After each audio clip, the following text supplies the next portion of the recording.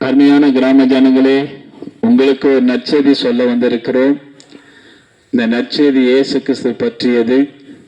இந்த நற்செய்தி உங்க வாழ்க்கையில பெரிய மாற்றத்தை கொண்டு வரும்.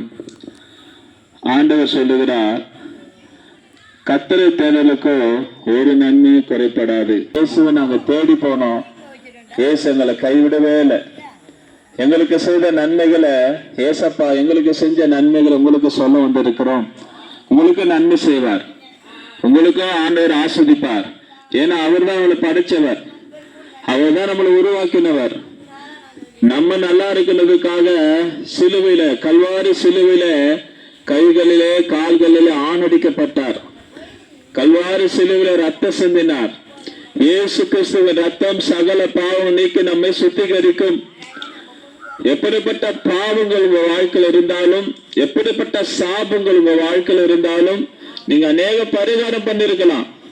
சொல்லியிருப்பாங்க, உங்க வீட்டுல இவ்வளவு சாபம் இருக்கு, இவ்வளவு பேய் பிசாசு இருக்கு, மந்திரம் இருக்கு, கட்டு இருக்கு, இவ்வளவு பணம் ஆகும், அவ்வளவு பணம் ஆகும் சொல்லி நீங்க நிறைய பணத்தை செலவு பண்ணிருக்கலாம். ஆனா பலன் இல்லாம இருக்கலாம். அது ஒரு பலனே இல்லைன்னு சொல்லி நீங்க சோர்ந்து போயிருக்கலாம். ஆனா ஏசப்பதான் நமக்காக பரிகாரமா வந்தார். அவருக்கு நீங்க எதுவுமே கொடுக்க தேவையில்ல, எதையும் செய்ய தேவையில்ல. ஒன்றே ஒன்று, உங்க இருதயத்தில் அவரை நம்பிட்டா போதும். நீங்க எதை கேட்டாலும் செய்வார். அவரை நோக்கி நீங்க பார்க்கும்போது, அவரை நோக்கி நீங்க கூப்பிடும் போது, உங்க கஷ்டத்தெல்லாம் சொல்லும் போது உடனே அற்புதம் செஞ்சிருவார். ஏன்னா அந்த உலகத்துல யாருமே நேசிக்காத அளவுக்கு ஏசப்பா உங்களை ரொம்ப நேசிக்கிறார். நீங்க நினைக்கலாம், நான் தனிமையா இருக்கிறையா, நான் தனிமையா இருக்கிறேன், அனாதை போல இருக்கேன், எனக்குன்னு யாருமே இல்லை, என்னை யாரு நேசிக்கிறாங்க, என்னை யாரு கவனிக்கிறாங்க, என் மேல யாரு அன்பு இல்லை, அக்கறை இல்லை, நான் ரொம்ப வேதனையோடு இருக்கிறேன், கண்ணீரோடு இருக்க சொல்லி கஷ்டத்தோடு இருக்கீங்களா? கஷ்டத்தோடு இருக்கிறீங்களா? கவலைப்படாதீங்க. உங்களை நேசிக்கிற ஏசப்பா உங்க பக்கத்தை தான் நிக்கிறார். நீங்க அவர் கூப்பிடுங்க, ஏசப்பா என் உள்ளத்துல வாங்க, என் பாவத்தை மன்னிங்க, அப்படி ரத்தத்தினால கழுவுங்கன்னு சொல்லிட்டா போதும். ஏசு கிறிஸ்து அற்புதம் செய்திருவார். உங்க கண்ணீரெல்லாம் தொடச்சிடுவார். உங்க வேதனை வியாதி எல்லாம் போயிடும். தெய்வீக அமைதிய சந்தோஷம் வந்துடும்.